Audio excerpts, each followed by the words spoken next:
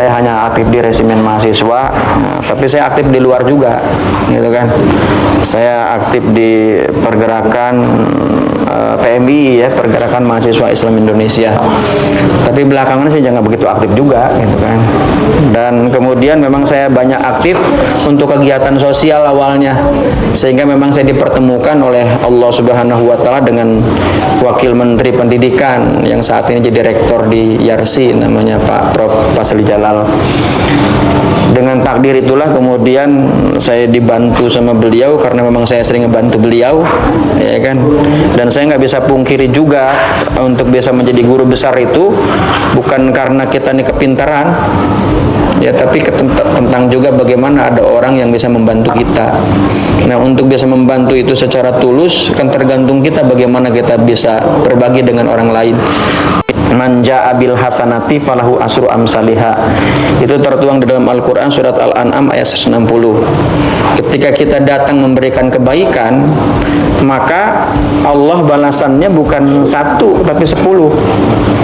Jadi kebaikan yang kita lakukan, maka orang akan merespon, bahkan bukan saja orang tapi alam semesta itu akan merespon. Seperti yang saat ini semesta berpikir, kan? Maka ketika berpikirnya big thinking, maka itu sesuai dengan apa yang kita pikirkan menjadi besar. Tapi ketika kita merasa kerdil, ya kecil dengan sendirinya, karena kita bagaimana mungkin orang akan menghargai kita, wong diri sendiri aja nggak menghargai. Teman-teman yang saya hormati, nah sebab itulah ketika kita ini kebaikan demi kebaikan tapi parsial, gitu kan, maka itu tidak akan membawa dampak. Pelajaran yang kita dapatkan di lapangan ketika pilpres, kan, betapa luar biasanya 01 melakukan sebuah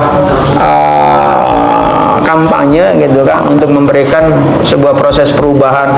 Dan orang-orang yang berpikir normal, berpikir jernih, itu tidak ada yang mampu membantah terhadap yang namanya perubahan itu adalah sebuah keharusan.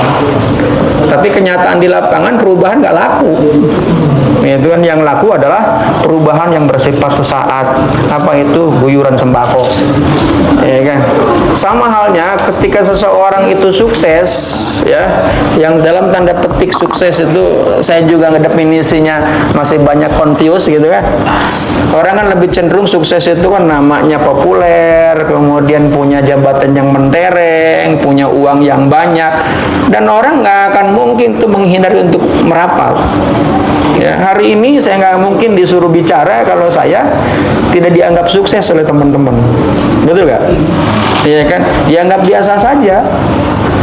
Dan jangan pernah tersinggung juga ketika orang nggak kenal kita, ya, padahal kita banyak orang yang menganggap sukses, ya nggak ada masalah gitu, dia belum kenal, gitu kan. Nah sebab itulah maka sebuah produk itu supaya dikenal kan ada endorse, ya.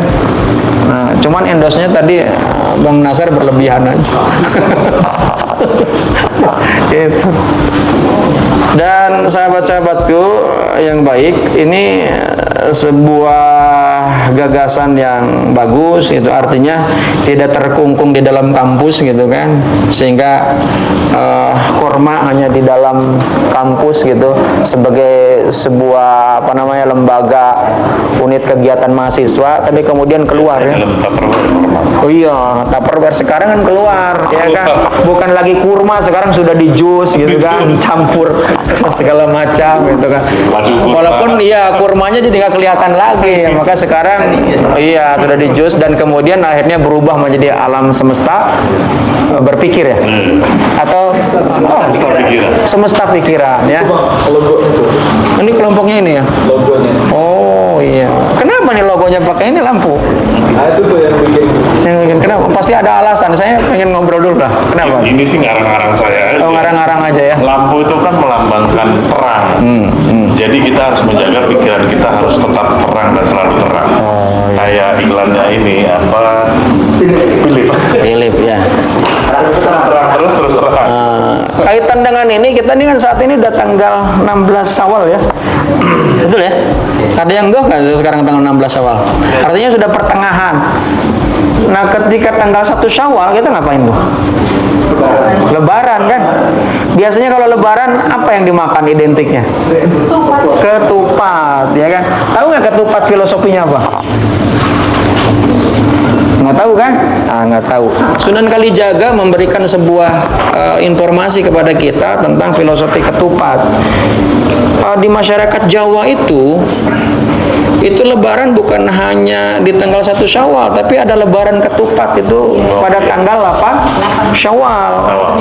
Ya, setelah seminggu setelah Lebaran, dan itu jauh lebih besar, lebih ramai.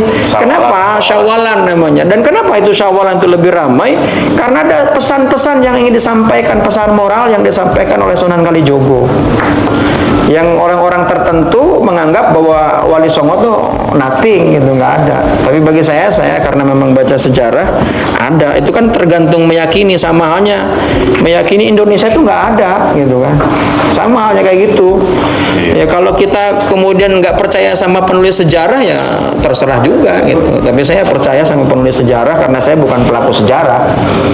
Nah, dalam sejarah itu bahwa Sunan Kalijogo menyampaikan terhadap nasihat itu tidak seperti saat ini masif dengan menggunakan medsos kan. Dan sekarang ini lebih banyak orang ngedengerin medsos dibandingkan ulama, dibandingkan kiai, dibandingkan dosen. Dan bahkan dosen pun bisa didebat kan, karena dia sering ngeliatin medsos itu mahasiswanya atau mahasiswinya kan. Nah, Sunan Kalijaga ini memberikan pesan terkait dengan yang namanya terang benderang itu kan. Nanti akan saya kaitkan dengan yang namanya kenapa nih cahaya. Saya ingin tanya, ketupat itu bungkusnya pakai apa? Daun kelapa. Daun kelapa tua apa muda? Sebutannya apa? Janur. Janur. Janur itu tahu nggak? Itu bahasa Arab, namanya ja'anur. Udah pernah dengar nggak? Baru kali ini kan? Nah ini makanya saya udah ya? Udah Barusan ya. Ja'anur. Ja'anur itu bahasa Arab, artinya ja'a itu telah datang, nur itu cahaya.